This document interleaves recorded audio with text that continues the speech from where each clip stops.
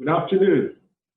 I'd like to welcome you to Touchstone Business Sustainability Series 23, and we have a very distinguished guest for today's edition.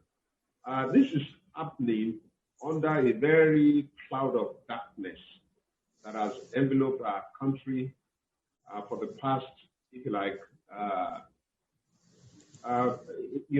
almost about 2 weeks or thereabout. And it's because of that that we feel it's very important that we have this very crucial conversation.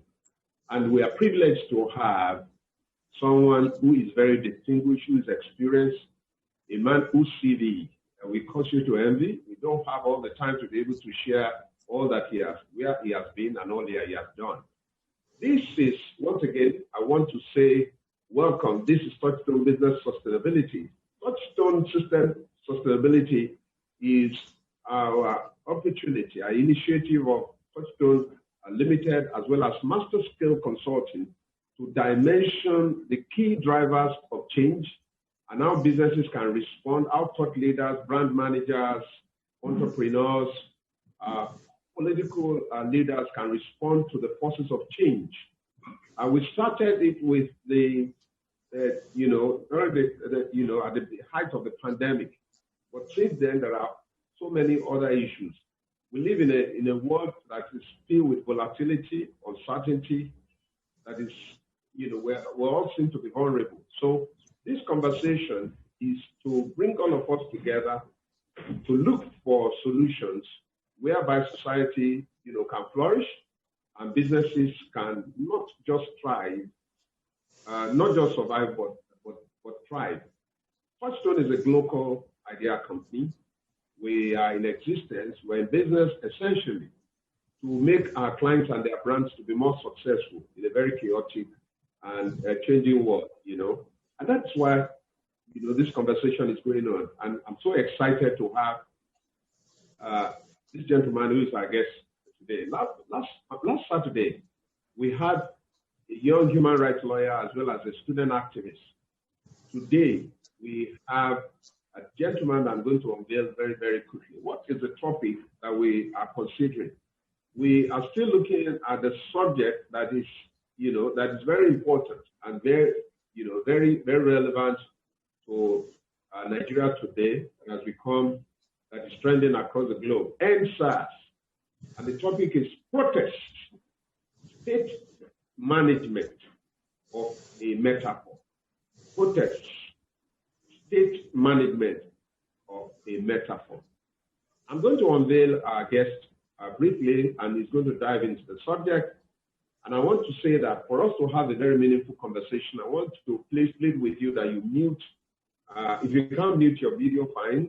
If it's not going to distract, but at least mute your microphone, so that, and if you have questions, if you have comments, just post into the chat room. The chat room is already open.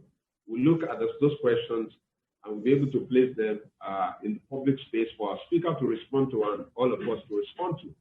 But if you need to intervene, it certainly would be a good idea to, we'll give you opportunity if there's a need for an intervention. Once again, my name is Tunde Ojo. I lead the Touchstone team. Welcome to this very, very crucial conversation. Yes, we are going to first is to introduce our guest speaker. And he has a CV that is pretty, very heavy. But I'm just going to pick a couple of things and then we'll just get into the conversation that is very crucial.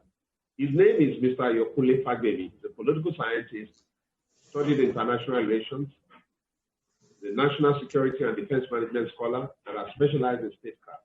He's currently the executive director of Center for Peace Building and Socioeconomic Resources Development, CERT. He graduated from the University of Ibadan, Nigeria in 1987 with a Master's of Science degree in International Relations, a study of Nigerian military statecraft. His first degree, a Bachelor of Science in Political Science, 1985. And, he wrote on the Strategic Arms Limitation Talk. salt. Export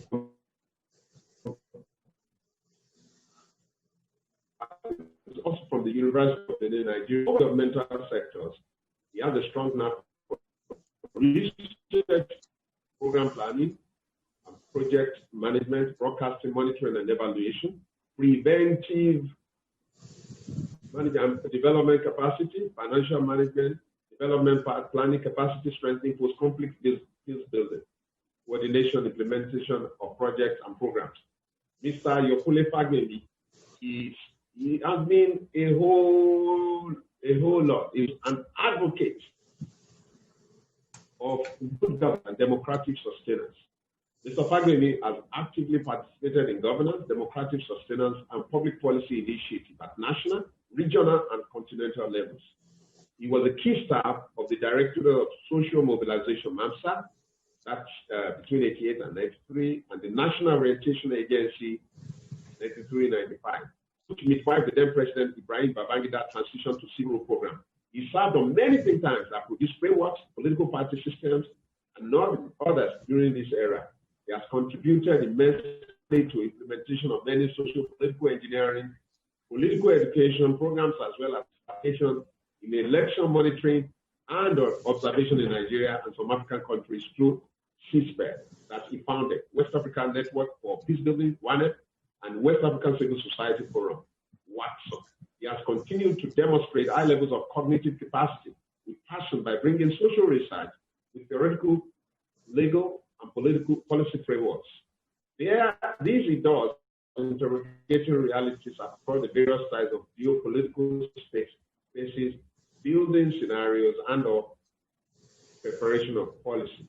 I can go on and on, but I think we have a great privilege to have a thought leader, to have a researcher, to have an erudite scholar to speak to these all-important topics, all-important conversation that is the elephant in the room, the elephant in Nigeria. EndSARS, protests, state management of a metaphor.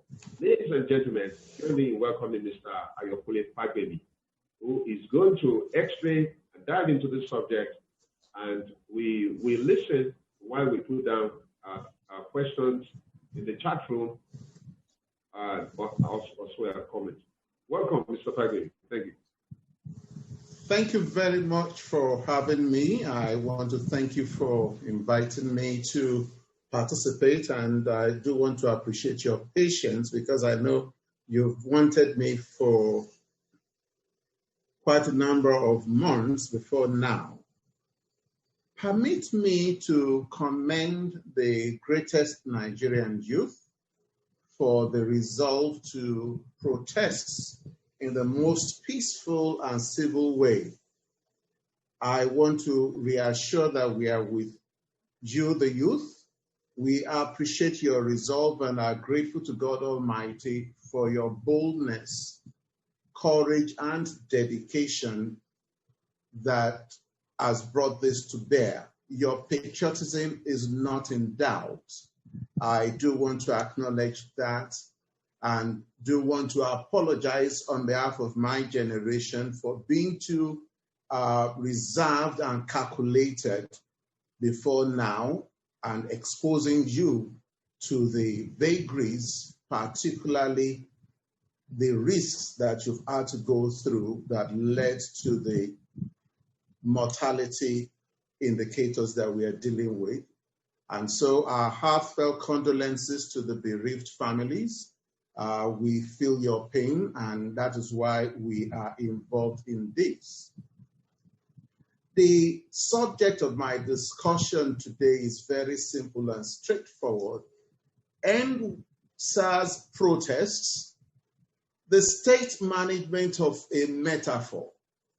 We are all very familiar with the origin and rationale for the series of EndSARS protests that have engulfed the Nigerian state, which is traceable to the 2017, but beyond the individual that started using the EndSARS tag, that's Segun Awosoya. Whereas the campaign started as an amorphous concept online with a tweet in 2017, mobilizing against brutality in Nigeria, particularly as perpetrated by the Special Anti-Robbery Squad of the Nigerian Police Force, which was started in 1992. That controversial unit of the Nigerian Police Force has a long record of abuses, and every family in the Nigerian state can attest to one episode or the other wherein they've had contact with the men of this particular unit. It is interesting for us to know that the Twitter campaign and hashtag has clocked over 28 million tweets, with Nigerians sharing their stories and video evidence of how members of SARS engaged in kidnapping, murder, theft, rape, torture, unlawful arrests, humiliation, detention, extrajudicial killings, and extortion in Nigeria. These SARS officers have been alleged to profile youth based on fashion choices, mount illegal roadblocks and searches, conduct unwarranted temperature checks, arrests without warrant, rape women, and extort young Nigerians for driving exotic vehicles and using laptops and iPhones. If we say EndSARS is a metaphor, what is the dictionary meaning for the word metaphor? It is simply a word or phrase that is not meant literally, but employed as a means of vivid comparison to express or describe something in a figurative language or symbolism, and does not merely literally represent real things, because it can be used to consider others' issues and make presentation that are connected to others. The fact that you already have over 28 million tweets, EndSARS, hashtag EndSARS materials should be a major concern and of interest to us, mindful of the fact that in 2019, the presidential elections of the Nigerian states had accredited voters that were accredited being 29.3 million. The votes cast that was used to determine that election was just 28.6 million. The valid votes, after all the rejected ballots and things like that were discounted, was just 27.3 million. If, as of yesterday when I was preparing this text, it was over 28 million, it means that the number of tweets that we have out there is already over and above the number of valid votes that was used in determining who the president of the Nigerian state is. Again, it is interesting and instructive to know that the campaigns took off simultaneously and concurrently in over 21 states of the Federation in one form or the other. And for you to determine who the president of Nigeria is, you need only 19 states, as it were, where you will have to have had the number, and that was what happened in 2019. In addition, in the diaspora, the protests were activated in the 5 African sub-regions, that is of North Africa, South Africa, the East Africa, the Central Africa, and the West. In North America, Europe, and the United Kingdom and Asia, and from media reports, we have over 24 countries in the basket.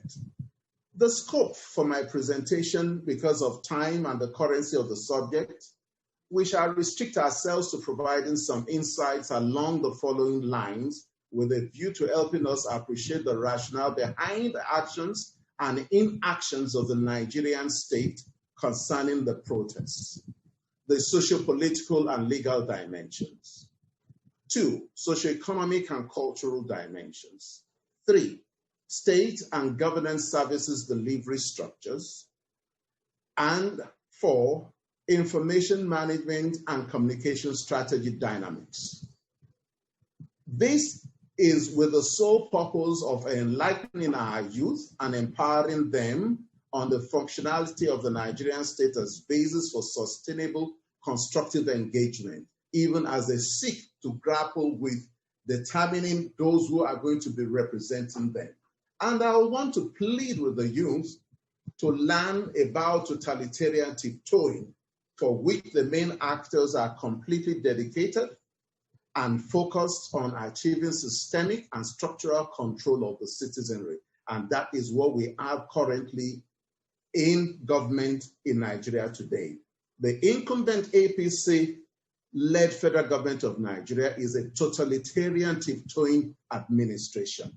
There is no doubt about that. In order to relate with this kind of characters, therefore, there is an urgent need for the team leads of the NSAS network to be very nuanced in legal and policy frameworks of the Nigerian state.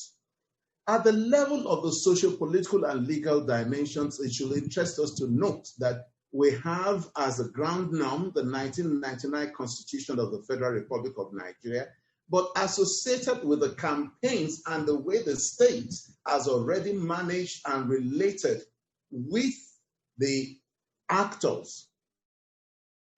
Legal and policy frameworks of notes include the following, but are not limited to them: Armed Forces Act, Administration of Criminal Justice Act of 2015, the Freedom of Information Act 2011, the National Counterterrorism Strategy, NACTES 2016, National Cybersecurity Policy and Strategy 2014, National Defense Policy 2017, National Emergency Management Act number 12 as amended by Act 50 of 1999, National Security Agencies Act 1986 number 19, National Security Strategy 2019, Nigeria Police Act 2020, Nigeria Security and Civil Defense Act 2007, Nigeria Police Regulations, particularly the 1968, number 53,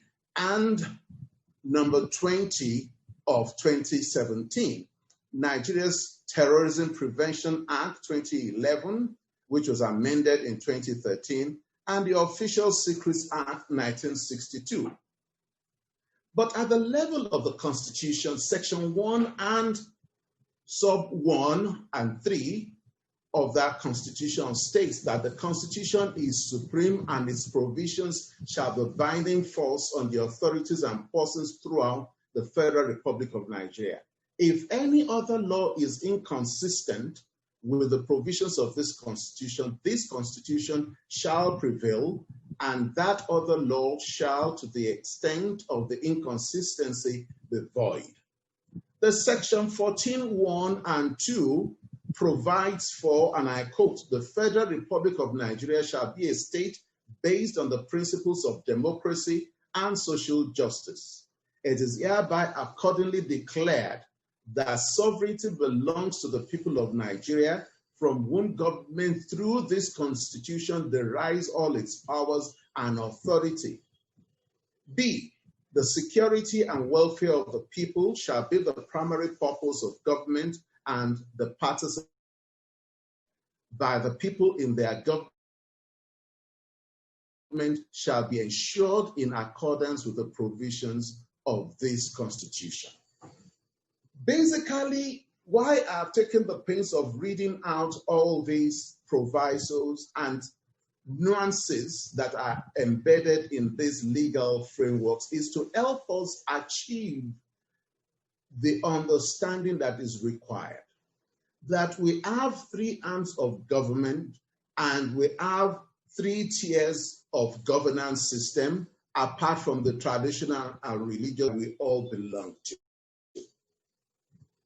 The most important thing that I want to draw out is for us to begin to mirror the state management of these protest marches, the NSAS campaign, from the fact that you will see that The three arms of government, the legislature, executive, and judiciary, ought to have responded.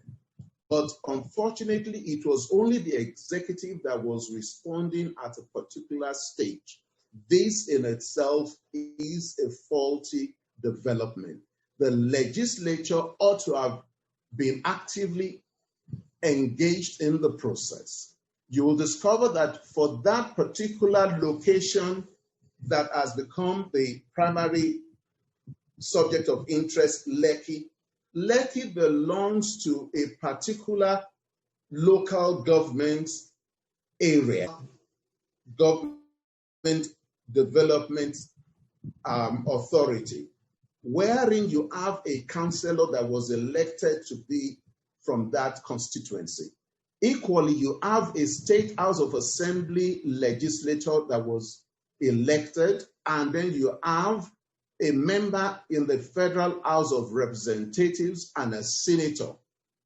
The fact that that senator is linked to one of the principal characters that has now become subject of interest is not the subject of my concern, is the fact that these individuals ought to have been playing one role or the other in helping to harness, aggregate, and the fact you have the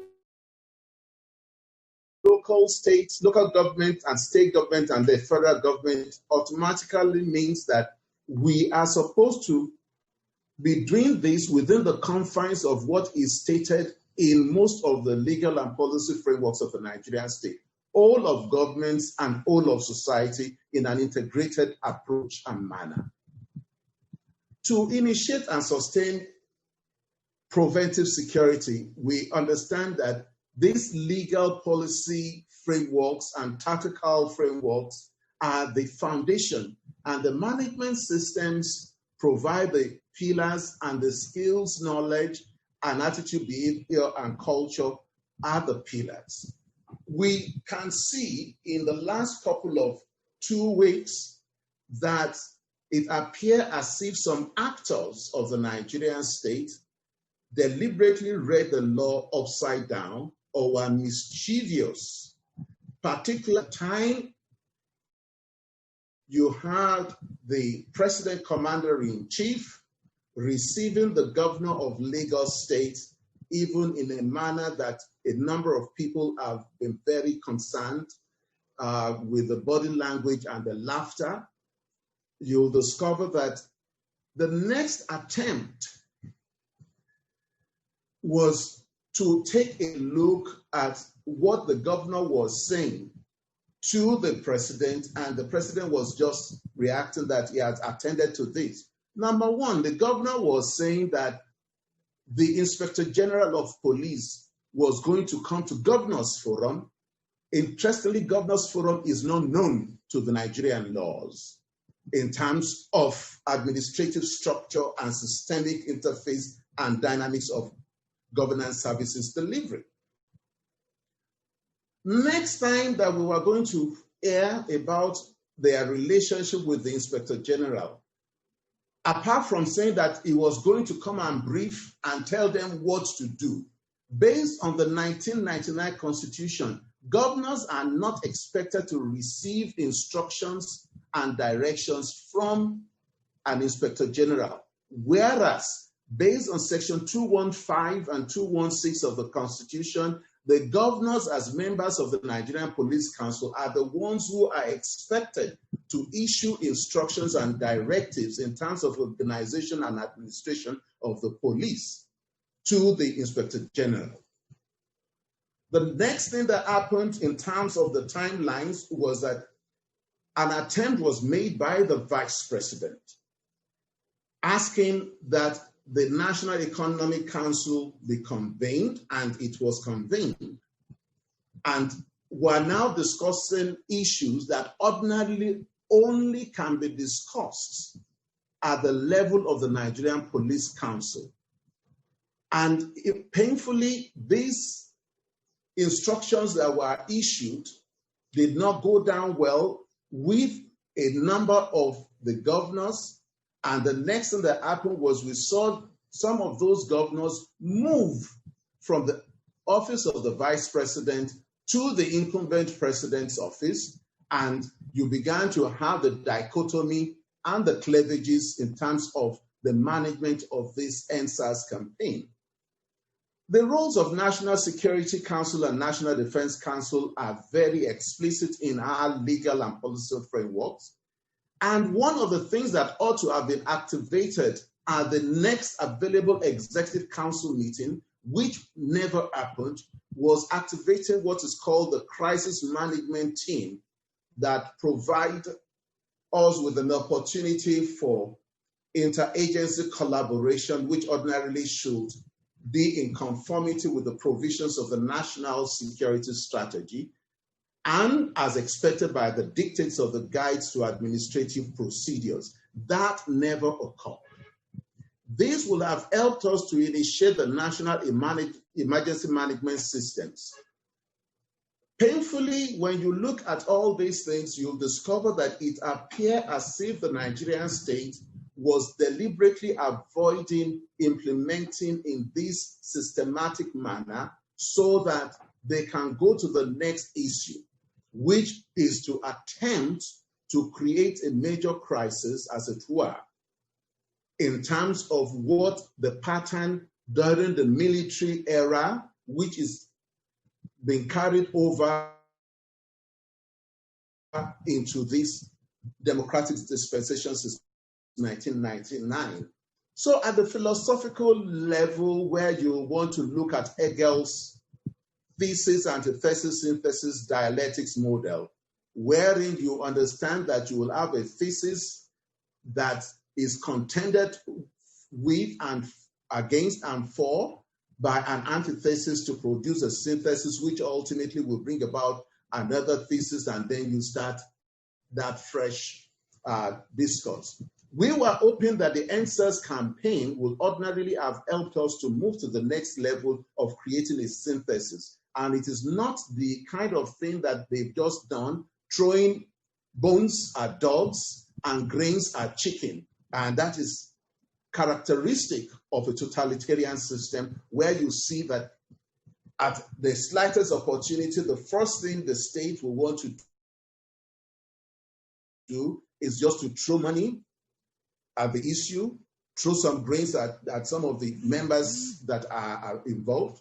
But in terms of the information management and analysis, you'll discover that ideally they ought to have done a research. If they had done a research, the system based on the normal feedback mechanisms that the Nigerian state has, I'm aware that the following organizations have the mechanisms for feedback information management to advise the government: the National Orientation Agency, the State Security Service, the Nigerian Police Force itself, and the SSS, the State Security Service. They equally have the capacity to do the viable archival and references system. But unfortunately, we could see that there was a gap, because if they had been very sincere, they would have seen that between 2015 and 2019, we had issues pertaining to police reforms, particularly as regarding the SARS component of the police system. In 2017, the NSAS campaign started. There were reactions, and you ended up having so many attempts, about 5 attempts to date now, to either reform, relabel, or reorganize. And you had panels of inquiry done by the National Human Rights Commission. But you'll discover that in the midst of all this, the Nigerian state started doing something: wrong labeling of the issues at stake, stereotyping and subjective coloration, and what we call informed silence and deniability. Informed silence and deniability manifested a great deal with the Lekki incident and with the Abuja Apo dynamics, and you started having what we call the historic revisionism. The historic revisionism came in with exploitation of social divisions and cleavages of religion, decimation of perceived political opponents and foes, and scapegoating. and you add a war of narratives that is embedded with a lot of strategic disinformation or misinformation that was designed to undermine confidence and self-worth of the youth and of the citizenry. And then the strategic distraction and discrediting and shifting of focus. You will agree with me, for those of us who have been involved in the field I have been, there was a time we were drawing attention of what we call the embedded population in parts of Nigeria that pertain to security risks. For when you look at the kind of attack on the economy of Lagos and the cultural heritage of Lagos, you'll discover that, one, the average citizens of Lagos that benefit from the use of the BRT buses will ordinarily never participate in the destruction of those buses. But if you have people that were shipped in and part of an embedded population, and there are data that are available in terms of how people were moved in, the same thing goes for the series of bullets that were released in volleys of shots at the Lekki, for which initially there was deniability raised. And when you want to appraise it within the etiquettes of the military profession, you will say, no, they are not supposed to be officers. But if you again correlate that data with the data that indicated that some soldiers were moved from other locations and were moved into Lagos, then you begin to see that within the dynamics of the normative underpinnings of the Nigerian state, there is a probability. Therefore, we can see that the Nigerian state did not approach this as a multivariate subject. NSA's campaign is a multivariate subject. And as such, you're supposed to do multivariate analysis. And your decoding and deciphering ought to have been done at that level.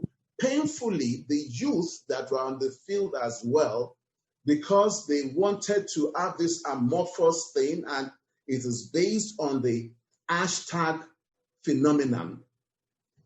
The poor decoding by the states, the poor messaging by the youth equally contributed in this regard, that the state started seeing it as a binary subject. Binary in the sense that it is we, they affair, it is regime protection, we want to retain ourselves in government, these people want to undermine us, some people are projecting for 2023, and as such, the weak intellectual base of articulating and aggregating the issues became very clear. Because ordinarily, when you look at the 5 for 5 or the 23 for 23, you begin to see that there are a lot of things that ordinarily should have been done. But it should interest you to note that the immediate past Minister of Interior on July 26, 2017, presenting a paper at the Savannah Center for Diplomacy, Democracy and Development, titled Managing Agitations and Protests, Appropriate Approaches. I'm talking in terms of the person of Lieutenant General Abdurrahman Dambazo. General Dambazo, the Minister of Interior as it then was at the Savannah Center program, and for setting the record straight, Savannah Center for Diplomacy, Democracy and Development is the baby of Professor Agboola Ibrahim Gambari, who is now the incumbent chief of staff to the president. General Dambazo, in that presentation, said the prescribed modus for the effective management of agitations and protests should be an appropriate mixing of the following approaches: administration of justice, 2, socioeconomic development approach, number 3, conflict management approach, and finally, 4, use of reasonable force and participants emphasize on the need for it to be within the confines of rules of engagement. If that was the position of the immediate past Minister of Interior under the dispensation of the incumbent federal government of Nigeria of the APC extraction, and this APC party came into office with one of the most robust packaging of saying we are going to deal with youth bulge, we are going to remove unemployment, we are going to have social safety net initiatives and intervention schemes. And 5 years plus down the line, all these are yet to manifest. We can see that there is no way that the youth and the Nigerian states and the agents of the Nigerian state will not keep on having clashes. Painfully, when you look at what we are dealing with, on the average, you have 1.5 million youth write school SATs and JAMB exams every year, only to have just about 400,000 spaces for them to be absorbed into tertiary education level. And you have 1.1 or 1 million, depending on what data you're using, but you have 1 million excess left over. And you equally have over about 60,000, 70,000 graduating and having to do NYC in 2 or 3 streams. When they finish, a sizable percentage are without post-NYSC job opportunities. So you keep on having... I'm rounding up to the recommendations now. You know why I want to interrupt you? I want you to tidy this up, and then we have interaction, and then hopefully you will have an opportunity of, coming back next Saturday to finish this up. Because you are opening quite a whole lot in the aperture. We are seeing quite a whole lot of light in terms of your analysis. That I don't want our time to constrain us in not allowing you to, open up these issues as much as possible. So I don't know whether you can put a peg,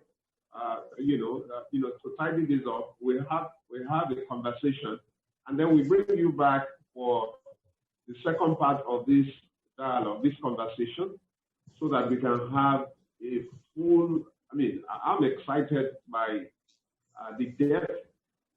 I'm not surprised at the depth at which you are treating this issue. That it seems very casual to many of us because of the lack of understanding that we must, bring to bear. To take this issue as very, very important to nation state as what we have at this. So, you probably want to, sum up in the next 5 minutes or so, and then we have an interaction, and then we move the rest to next Saturday. Thank you. Thank you very much. My summing up is very simple and straightforward. It's just for us to emphasize that there's an urgent need for us to insist on the compliance with constitutional and statutory provisions on processes and procedures, that as we are embarking on these security and law enforcement sector reforms, type police reforms, it must be complete and total. And maybe for us to do a serious assessment of the initiatives to help us solve the problem of unemployment and reinforcing the culture-based social safety nets, and address our food security concerns, restore confidence in traditional religious and family-based institutions, public interest installation of CCTV systems in homes and offices are encouraged. And I should want to insist and plead that we've gotten to a stage where a government of national interest, security and unity with active youth integration and involvement must be instituted. I do want to thank you for the privileged opportunity. Very much. Ladies and gentlemen, I think it's just fair enough to appreciate Mr. Ayokunle Fagbemi. I'm not surprised because I've known you for years. Those who know both of us, we know the relationship. This has been an intellectual feast, and I'm sorry for, but I know that the people on this platform are men and women who can relate with the dynamics of intellectualism and how solutions are sought by researchers into something that a whole lot of people are approaching with a very plebeian or pedestrian way. Thank you very much. I'm almost tempted to call you professor, but I mean, that is the depth of the knowledge you have brought on. It's an opportunity for us to interact. I am not very sure that you have covered what you have highlighted to be the entire ecosystem of what you wanted to cover, the coverage that you planned at the beginning. But at least you've given us enough snippets to be able to have conversation about this, and we can have all our questions as well as comments in the chat room. Mr. Fagbemi told us that this problem, the EndSARS protest, the state management of a metaphor.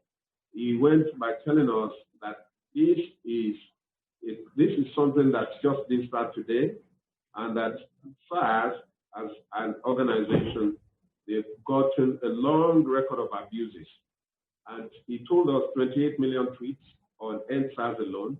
He gave us the background and all that had gone before. He defined metaphor for us and why he's using that as to engage this. He told us the number of voters in the 2019 I think it's 2019 election, and being 29 registered voters, the number of people who actually voted, the number of valid votes making 27.3 million, not as enough.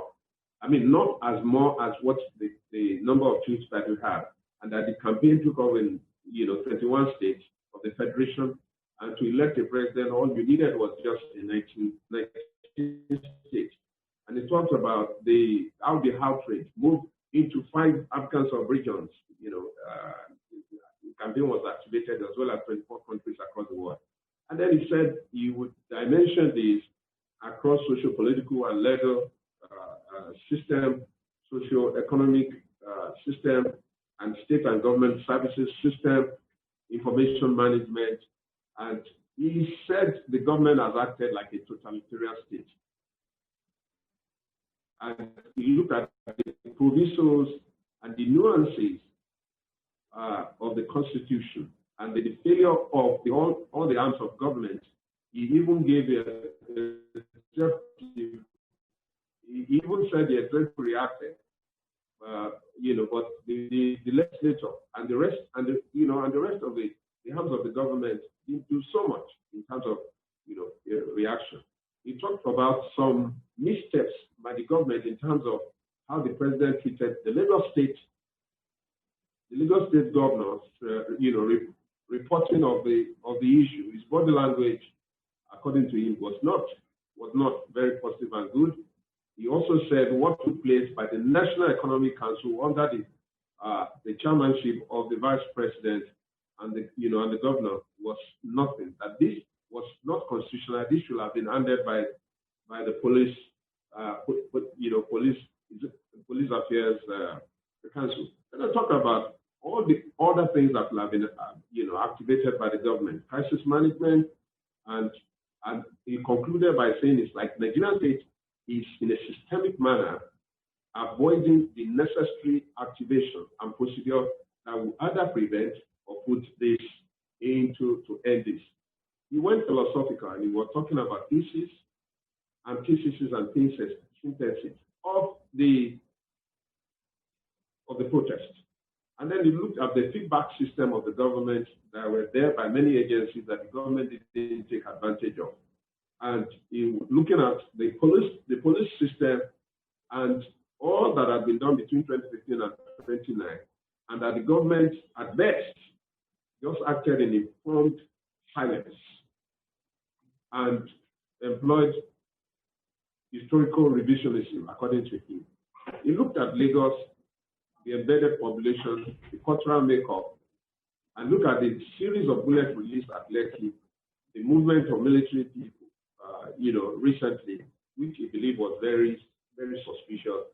And he said, look, here was a protest that was multivariate as a subject and was requiring an analysis that is multivariate, but that the Nigerian state didn't look at it in that particular way, and that it's because of poor decoding and poor decoding by the state and poor messaging by the youths, the state started seeing the issue as a binary subject between the youths and themselves, something that might lead to a regime change.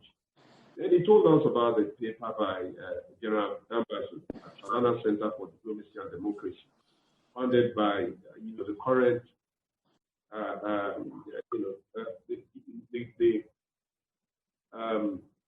Professor Dambari, and he's talking about the administration of justice, socio-economic approach to conflict management approach, and use of reasonable force. Thank you very much, Mr. Ayokunle Fagbemi. I think it's an opportunity for us to look at, and I thought by now, someone is saying, our network is not friendly here, I can't hear a word. That's unfortunate. Again, that's part of the problem that we're trying to solve in our nation state in Nigeria. Now, I don't know whether you have comments, or is this a subject, so are we so overwhelmed by what has happened in Lekki? I have a whole lot of issues that we can start. And I think we need to draw lessons on both sides. I have some opinions that I probably will allow people to put. It will be very nice for us to have people intervene in this conversation, because we don't have quite a whole lot of time. Thank you very much, Mr. Ayokunle Fagbemi. Are there comments or questions? I have not seen. I haven't seen much in the chat room. But if you want to intervene personally in an audio form, it's not out of place that you raise. Please, let's just signify by the reason of your hand under the list of participants, and then we unmute you so that we can have this all important conversation. Thank you. Okay, Lizzie is Lizzie what? Just a moment. Let me just throw that out, and then we unmute. We will unmute you, Lizzie. Lizzie Ibine is online. Okay. Lizzie Good Ibine. afternoon. Good afternoon. I'm Mrs. Lizzie Ibine. Okay, I'm right. speaking from Abuja here. Yes, I want to make a comment on the situation that we are passing through. People have taken advantage, and they are sending messages that should be verified. Okay. Imagine the one that I read this morning, and I know that so many other people have read it, that a certain group that lives in Lagos should leave, that if Igbo people don't live in Lagos by Sunday, that they will wait for them at Ore and they will kill all of them. How can somebody be speaking like this in a nation, and there's a president, and nothing has been said to counteract what they said, and so many other things are going on? We are not safe per se. The situation is getting out of hand because miscreants, even in the social media, are taking advantage and passing information that somebody elsewhere should be saying what is happening in this country. Now, the youth have made a statement, and everybody is saying that they are right, because for over how many years, no employment, there's no hope for them, that somebody on the ground of the protest said that it's better for him to die there than going to nowhere. He has no job and has no home. All these are issues that should be brought on table, that our governance have failed us. And people should not add insult to injury by further threatening lives of people with what they write. We will not take that.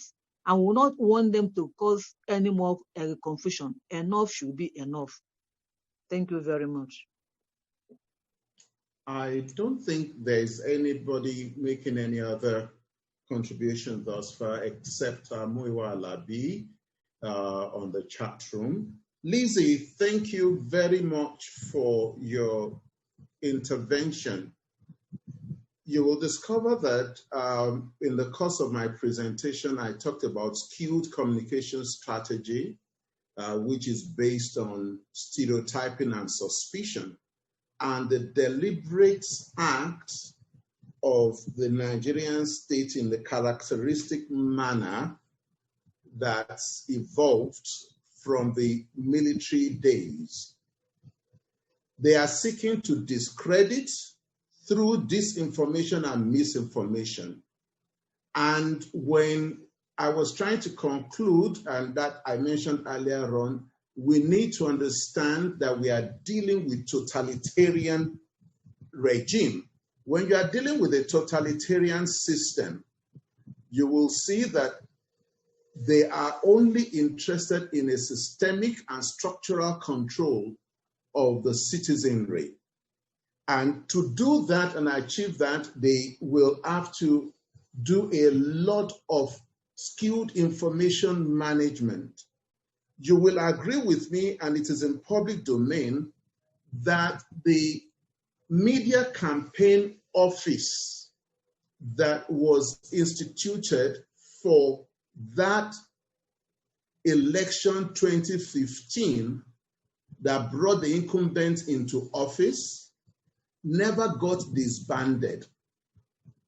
2, by 2019 election, they improved their capacity, and throughout, they were expecting that by 2015, 2019, they would have succeeded in passing the hate speech legislation and a legislation on the use of social media. So what they are doing as totalitarians is to walk from the answer back to the question. For you to justify clamping down on the social media and the use of social media through which information is shared, they initiate indirectly through their sub-agents in a manner that you will have materials out there which they can now utilize to justify having a legislation that will make it difficult for Nigerians to communicate. Already, the civil space is already shrinking, and that is why we're having this kind of development. If not that the civil space has been shrunk to the level that we now have, there would have been a leadership call that is known for the #EndSARS campaign. But because nobody wants to be labeled, everybody is out there on their own, with everybody saying that we are in charge. And you'll discover that for those of us who are following this, we are seeing clearly that it's been very difficult for the youth to determine the successors or the representation that will come. Some of the comments on the chat room is saying that, yes, the Constitution needs to be fixed. But the question I always put to my colleagues who are involved in security sector reform and other initiatives is that even the legal framework that we have, the policy framework that we have, more often than not, we have not implemented them by more than 5%. I'll give you a good example. The management of COVID-19, you have what is called a presidential task force on COVID-19.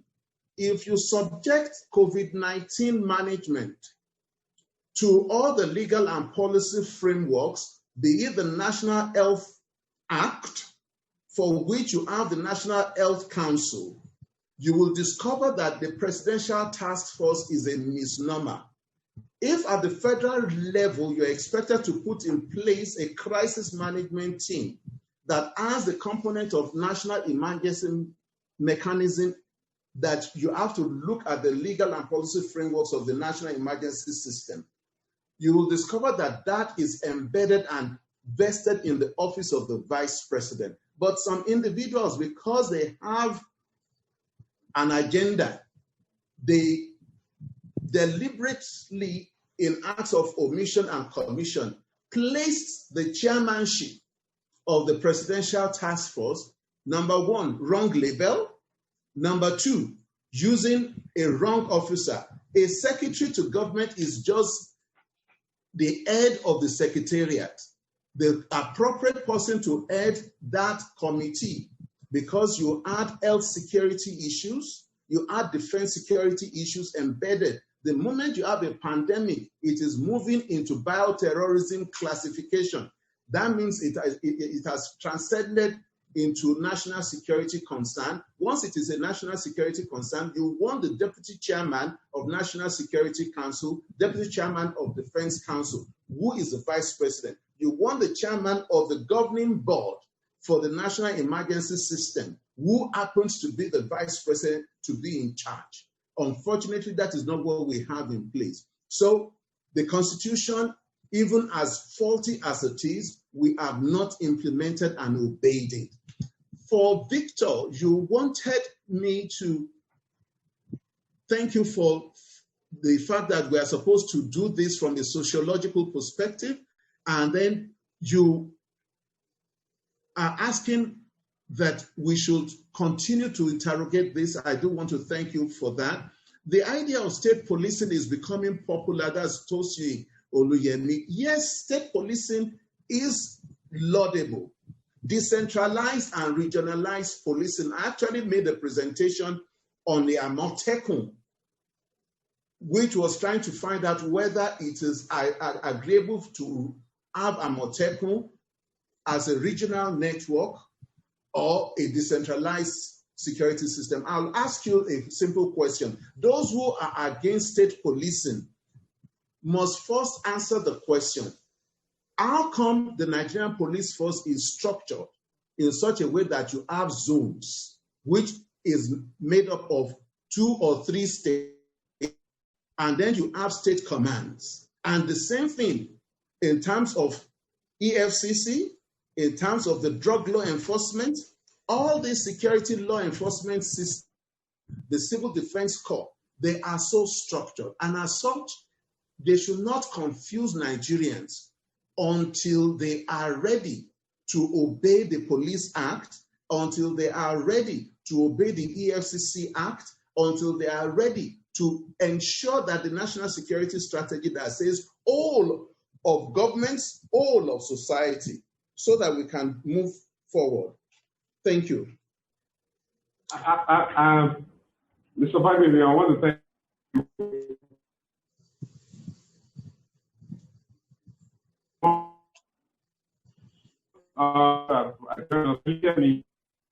Just want to appear again, it's been an opportunity of an important, a very crucial conversation on EndSARS protest. And this has been brought to you by Touchstone Business Sustainability Series. And I want to thank all my colleagues who have made this, possible, working tirelessly every Saturday to ensure that we have, every week, to have this. Thank you very much, Mr. Ayokunle Fagbemi. We will come back on Saturday, next week Saturday, and we look at the various, the multivariate subject of the protest. And we'll be looking at what is that the protesters will have done well. And I'm sure some people will want to ask you, if you can speak, it's like you're not in government, all right? If you're in government, what will be your perspective? If you're among the protesters, or leaders of the protesters, and so many things. And then what should be the way forward between the protest, and the government, and how the Nigerian state and all of us can be, beneficiaries Can I make my comments quickly? I think we can take this. Yes, we have, yes, before, so that we need to close this. Okay, so for us to be able to close quickly, I'm not in government. I actually disengaged from the Federal Public Service November 30, 1995. I did not resign. I did not retire. I disengaged. For those of you who understand, you appreciate the fact. But the real thing that we need to do is that, like I read for us from section 4, it lies with we the people. And that is why I really cherish one particular logo that is making the round, the Office of the Citizens of the Nigerian State. We need to begin to do a lot more as us now organizing, and we must understand the nature and character of the people that we are dealing with. I know that the youth are expected by representation supposed to serve in some of those committees. I will plead with them to be liberal and look even for. So next week we'll do that, finalize issues.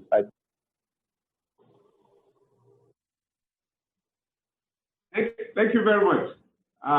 Enjoy the rest of the weekend, and God bless you. Looking forward to see you next Saturday. Thank you.